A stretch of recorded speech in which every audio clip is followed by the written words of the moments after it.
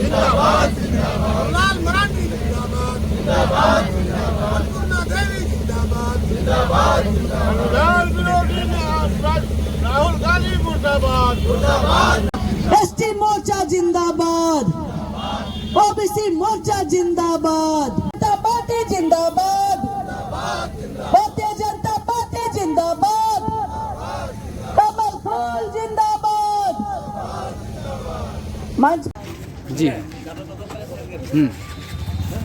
आज भारतीय जनता पार्टी अनुसूचित जाति मोर्चा के प्रदेश अध्यक्ष आदरणीय किशुन दास जी के निर्देशानुसार पूरे झारखंड में धरना किया गया और गिरिडीह जिला में यह धरना हुआ। यह मेरा जिला है। मैं प्रदेश अनुसूचित जाति मोर्चा के प्रदेश मंत्री रहने के नाते में इस धरने का प्रभारी था और धरने में आकर के सभी लोगों को यह संबोधित किया और लोगों को बताया कि यह धरना इसलिए दिया गया है कि राहुल गांधी जी ने विदेश में जाकर के, अमेरिका में जाकर के यह बात बताया है कि हमारी जब सरकार आएगी तो हम आरक्षण पर विचार करेंगे, आरक्षण को समाप्त करने पर विचार करेंगे। क्यों विचार करेगा? क्योंकि उन्होंने ही कहा कि जवाहरलाल नेहरू ने आरक्षण को कभी स्वीकार नहीं किया, क्योंकि अपर कास्ट के लोग इसका विरोधी हैं।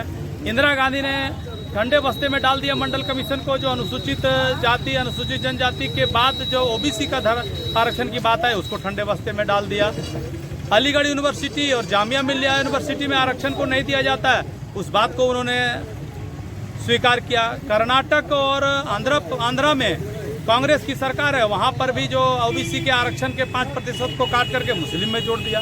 इन तमाम बातों को देखते हुए राहुल गांधी ने अमेरिका में कहा कि मैं भी आरक्षण को समाप्त करने पर विचार करूंगा जब मेरी सरकार आएगी। उसी के विरोध में आज ये धरना था और इस धरना के माध्यम से हम लोग प्रतिकार करते हैं, विरोध करते हैं कि अगर आरक्षण को अगर छूने का भी काम किया, आरक्षण को समाप्त करने की कोशिश भी की गई तो निश्चित है कि पूरे भारत में जमकर विरोध होगा, सड़क से लेकर सदन कर, और उस विरोध में कांग्रेस पार्टी का लुटिया डुबा देंगे। अनुसूचित जाति और अनुसूचित जनजाति और ओबीसी के मोर्चा के लोग पूरे भारत में कांग्रेस का विरोध करेंगे।